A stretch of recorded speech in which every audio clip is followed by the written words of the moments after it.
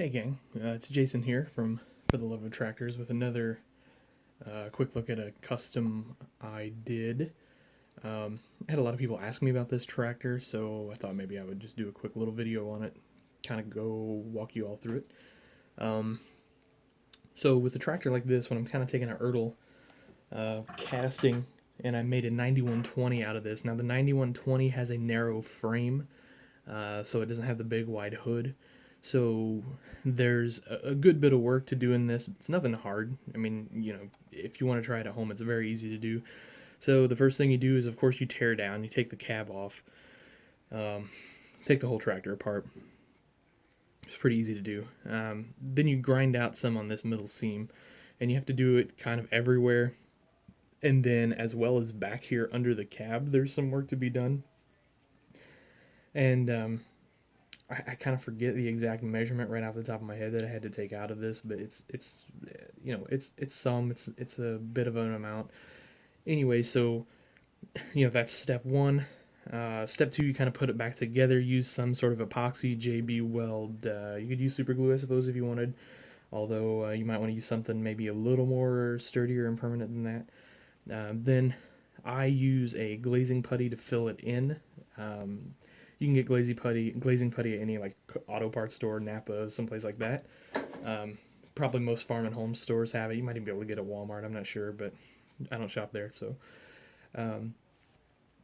So once that's done, then the next step is to do some detailing. And so, I added the mirrors on each side. And so I just test fitted those before I painted, drilled my holes and so on and so forth. These flasher bars, also, just give it a quick test fit before you go to paint with it. These are my flasher bars. You can find them on my Shapeways stores, so it's shapeways.com/shops/FTLOT, and that will get you there.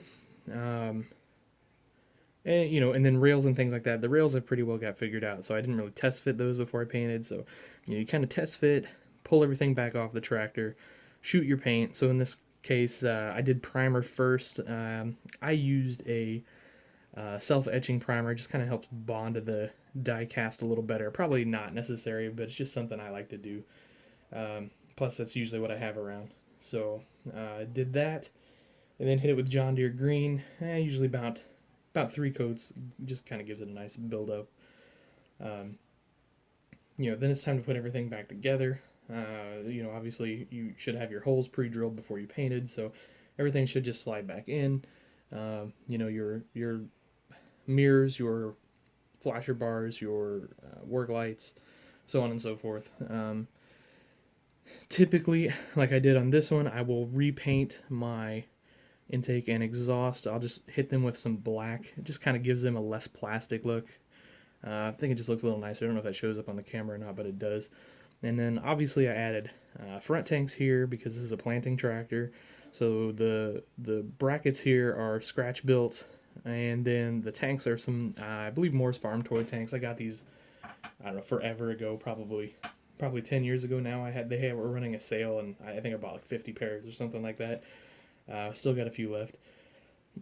I like to hold my tanks down with actual straps. These straps are magic cord, and I think I use 0.7 millimeter on that, so it's a little thicker than what I would use for, say, hydraulic hoses.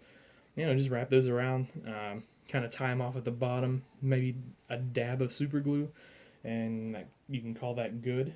Then that's done.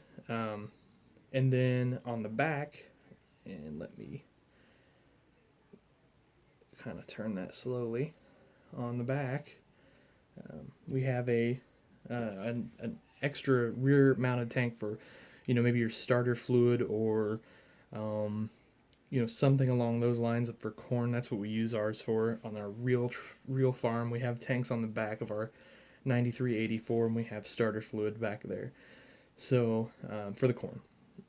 And then I kind of topped everything off. I did front and rear windshield wipers, and to make my windshield wipers, I just take a couple pieces of straight pin, cut them, sort of glue them together, and then I drill a little hole up under that cab, and then kind of stick it in there with just a tiny dab of glue, and then a nice little antenna on the side there. These tanks, if you want those, you can find those on my Shapeways store too. I used some pinstriping tape to make it look like the straps that hold those down. I think that turned out pretty well. Other than that, that's my 9120 John Deere build for my planting tractor on my model farm. Hope you liked it. Thanks for watching. You can like and subscribe to the YouTube channel. You're probably checking us out on Facebook right now, so for the love of tractors on Facebook. And thanks.